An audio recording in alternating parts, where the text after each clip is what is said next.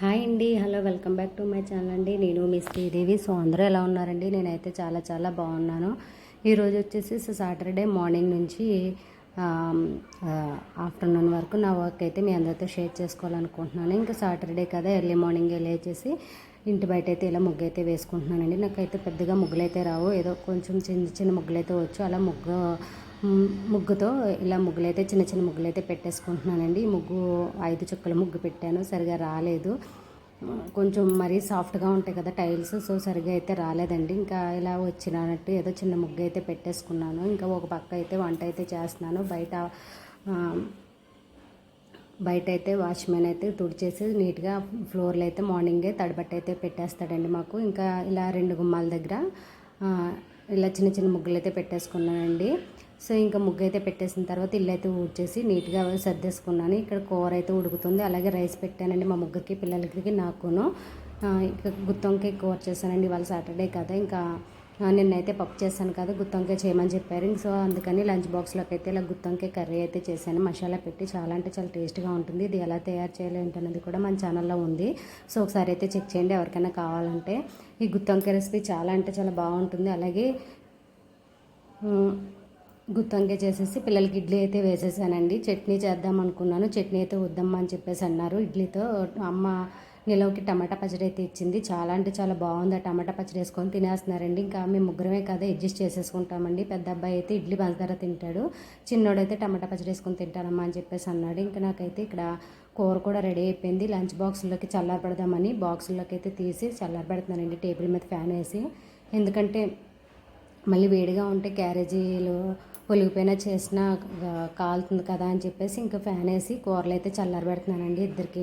చిన్నబాబుకి పెద్దబాబుకి కూర అయితే వేసేసాను. పెద్దబాబుకి పెరుగు వేసుకుంటాడు, చిన్నబాబు అయితే పెరుగు వేసుకోడు. ఇంకా రైస్ కూడా అయిపోయిందండి, రైస్ కూడా వాచ్ చేశాను. పిల్లలకైతే మార్నింగ్ ఇంకా పాలు అయితే తాగరండి, ఓన్లీ ఇడ్లీ తింటారు. ఇడ్లీ అది ఏ టిఫిన్ చేసినా టిఫినే చేస్తారండి. ఇంకా పాలు తాగి అయితే వెళ్ళరు. ఈవినింగ్ వచ్చిన తర్వాత పాలు అయితే తీసుకుంటారండి. ఇంకా మార్నింగే మనం టిఫిన్ పెట్టేసి వెంటనే పాలు ఇచ్చేస్తే వాళ్ళకి కొంచెం హెవీ అయిపోయి ఫుడ్ వామిటింగ్ సెన్సేషన్ అలా అనిపిస్తుంది. సో ఇంక అందుకని చెప్పేసి నేను ఎప్పుడు కూడా మార్నింగ్ అయితే పాలు అయితే ఇవ్వనండి, ఈవినింగే ఇస్తాను. ఇంకా వాటర్ బాటిల్లో వాటర్ కూడా ఫిల్ చేసేసి పక్కన పెట్టేసుకుంటున్నాను. ఇంకా పిల్లలైతే లంచ్ బాక్స్ క్యారేజీ పట్టుకొని స్కూల్కి అయితే వెళ్ళిపోయారండి. ఇంకా వెళ్ళిన తర్వాత కిందకి వెళ్ళి పువ్వులు అవి కోసుకొని పూజకి కోసం పువ్వులు అవి కోసుకొని ఇంకా రెడీ పెట్టుకొని ఉంచుకున్నానండి. ఇంకా పిల్లలు వెళ్ళిన తర్వాత కాసేపు ఒక పావు గంట అయితే వాకింగ్ అయితే చేశాను. వాకింగ్ చేసిన తర్వాత ఇలా హాట్ వాటర్ అయితే హీట్ చేసుకుంటున్నాను. హాట్ వాటర్ తాగుతానండి రెగ్యులర్గా నేను. ఇదిగా హాట్ వాటర్ మరిగేలోపు ఇక్కడ గిన్నెలు అయితే ఉన్నాయి, గిన్నెలు కూడా క్లీన్ చేసేసుకుందామని అనుకుంటున్నాను. సో ఈ గిన్నెలు అయితే క్లీన్ చేసేసుకుంటున్నానండి. హాట్ వాటర్ మరుగుతుంది కదా, పాలతను వచ్చాడండి. పాలు పోసి 2 days అయితే పాలు తీసుకురాలేదు. సో అవి లెక్కలు చెప్తున్నాడు. ఇంకా క్యాలెండర్ మీద అయితే రాసుకున్నాను ఏ రోజు తీసుకురాలేదో పాలు అని చెప్పేసి. ఇక పాలు కూడా మరిగేలోపు నేనైతే ఇక్కడ గిన్నెలు అయితే క్లీన్ చేసేసుకున్నాను. హాట్ వాటర్ కూడా తాగేసానండి. ఇంకా పాలు మరుగుతున్నాయి, సిమ్లో పెట్టేశానండి. మనం ఎక్కువ పాలు సిమ్లో పెట్టుకుంటే బాగా మరుగుతాయి. ఇక్కడ గిన్నెలు తోమేసాను కదా, ఒకసారి షింకు ఎంగుళ్ళు డస్ట్ అది ఏమన్నా ఉంటే అడ్డపడిపోతుంది కదండి. సో ఒకసారి మనం ఫోర్స్గా ట్యాప్ లైన్ విప్పేస్తే మొత్తం కింద గొట్టాల పైప్ లైన్ అనేవి క్లియర్ అయిపోతాయి. అందుకని నేను ఎప్పుడు కూడా గిన్నెలు కడిగేసిన తర్వాత ఇలాగ ట్యాప్లు అయితే ఇప్పేస్తానండి. మొత్తం ఏమన్నా చెత్త అంతా ఉంటే కొట్టుకుపోద్దే, ఫోర్స్గా వస్తుంది కదా వాటర్. సో ఆ ఫోర్స్నెస్కి మనకి క్లియర్ అయిపోతాయి ట్యాప్ గొట్టాలు. ఇంకా మొత్తం కిచెన్లో వర్క్ అయితే అయిపోయిందండి. నాకు ఇక్కడ వర్క్ అయ్యేసరికి 9 అయితే అయ్యింది. 9 అయిన తర్వాత నేను స్నానం చేసి వచ్చి పూజకని ఇవాళ దేవుడి పటాలే క్లీన్ చేద్దామని చెప్పేసి అనుకుంటున్నానండి. చాలా రోజులైంది. అసలు యాక్చువల్గా అయితే అమావాస్య వెళ్ళిన తర్వాత క్లీన్ చేయాలి, సో అప్పుడు కుదరలేదు. అందుకని చెప్పేసి ఇంక ఇవాళ క్లీన్ చేస్తున్నాను. ఇంకా కడగవలసినవి అయితే ఇలా పక్కన పెట్టేసుకున్నానండి, సెపరేట్గా చేసేసాను. ఇంకా అలాగే దేవుడి పటాలు ఉంటాయి కదా, వాటిని ఇగోండి ఇవి పువ్వులు అవన్నీ తీసేసి విడివిడిగా పటాలు అయితే తీసి పక్కన పెడుతున్నానండి. చూస్తున్నారు కదా, నాకు ఇలా పటాల క్లీన్ చేసి పూజ అంతా అయ్యేసరికి నాకైతే 11 అయితే అయ్యిందండి. ఇంకా కొంచెం నీట్గా తుడిచేసి పేపర్లు అవి మార్చేసి బొట్లు అవి పెట్టి మళ్ళీ అవన్నీ క్లీన్ చేసి కడిగి ఇవన్నీ పెట్టేసరికి పూజ అంతా అయ్యేసరికి పువ్వులతో సర్దుకొని పూజ అంతా అయ్యేసరికి 11 అయింది. ఆ తర్వాత నేను బ్రేక్ఫాస్ట్ అయితే చేశానండి. ఇంక ఇడ్లీ ఎలాగో వేసేసే ఉంది కదా అని చెప్పేసి ఇడ్లీ తినేసి బట్టలు అయితే వాషింగ్ మిషన్లో వేసానండి. ఆ బట్టలు కూడా ఆరబెట్టేసుకొని నిన్నటి బట్టలు అయితే మడతలు అయితే పెట్టేసుకొని ఇంకా ఆ తర్వాత ఇంకా ఫ్రీ అయిపోయానండి. 12కి అయితే నాకు మొత్తం వర్క్ అంతా కంప్లీట్ అయిపోయింది. ఇంకా ఆ తర్వాత టీవీ పెట్టుకొని కాసేపు సీరియల్ అయితే చూశానండి. సో ఇంకా నేను రెగ్యులర్గా నా దీపం అయితే పెట్టుకుంటాము. సో అందుకని చెప్పేసి ఇంకో ఇలాగ అక్షింతలు పువ్వులు అవన్నీ ఎక్కువగా వస్తాయి కదా. సో చూస్తున్నారు కదండి. ఇంకా ఇలాగ నీట్గా అయితే పేపర్లు అయితే తీసేసిన తర్వాత ఇక్కడ టైల్స్ కూడా నీట్గా తుడిచేసానండి. సో ఇప్పుడైతే కొత్త పేపర్లు అయితే వేద్దామని చెప్పేసి వేసేసుకుంటున్నాను. అలాగే మనం పటోలు తుడిచినప్పుడు నేను మీకు ఆ వీడియోలో అయితే చూపించలేదు ఫ్రెండ్స్. అలాగే మనం పటాలు తుడిచినప్పుడు ఆ వాటర్లో కొంచెం జవ్వాదేసి పటాలు తుడిస్తే పటాలు అనేది మంచి స్మెల్ అనేది వస్తాయి. అలాగే నీట్గా కూడా ఉంటాయండి. నేను ఆల్రెడీ పూజా రూమ్ క్లీనింగ్ వీడియో అయితే పెట్టాను. అవి ఎలా క్లీన్ చేసుకోవాలో విత్ టిప్స్ అండ్ ట్రిక్స్తో కూడా పెట్టానండి. ఒకసారి ఆ వీడియో చూడండి. చూస్తే మనకి పూజా రూమ్ చక్కగా బొట్లు ఎలా పెట్టాలి ఈజీ ప్రాసెస్లో, అలాగే పటాలు మంచి సువాసన రావాలంటే ఏం చేయాలో అనేది కూడా నేనైతే వీడియో అయితే పోస్ట్ చేశాను ఫ్రెండ్స్. మీకు నచ్చితే కనుక వీడియో ఒకసారి చూడండి, చూసి లైక్ చేయండి ఫ్రెండ్స్. అలాగే మన వీడియోకి ఎవరైనా ఫస్ట్ టైం చూస్తున్నట్లయితే సబ్స్క్రైబ్ చేయకపోతే వెంటనే సబ్స్క్రైబ్ చేయండి. Please subscribe my channel. అలాగే నా వీడియోకు లైక్ చేయండి. మీరు లైక్ చేస్తే నా వీడియో మరింత మందికి పోస్ట్ అనేది వెళ్తుంది. సో మీ అందరికీ ఈ రోజు నా వ్లాగ్ అయితే నచ్చిందని అనుకుంటున్నాను. నచ్చినట్లయితే తప్పకుండా కామెంట్ సెక్షన్లో కామెంట్ చేసేయండి.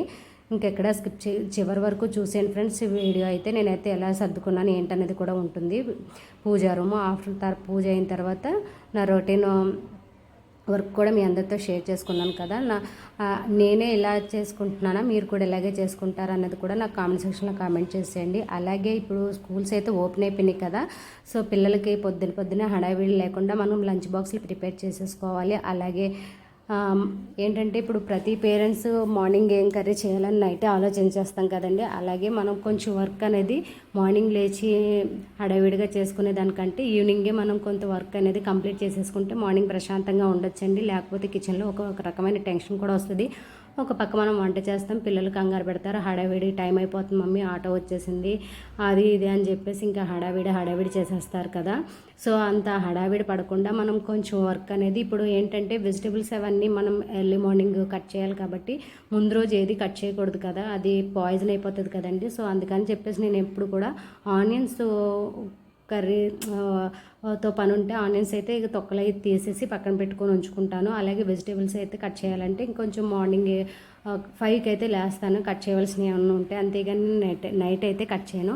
సో పిల్లల యూనిఫాము ఐరన్ చేయాలి అంటే అలాంటి పనులన్నీ మార్నింగ్ పెట్టుకోకూడదండి, నైటే పెట్టేసుకుంటే సరిపోతుంది.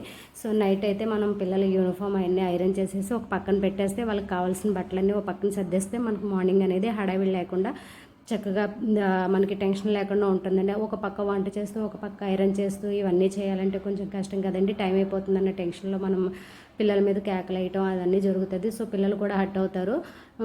ఇంకా అవన్నీ లేకుండా మనం చక్కగా ఈజీగానే మనం ముందు రోజే ఇవన్నీ సర్ది పెట్టేసుకొని ఉంచుకోవాలండి.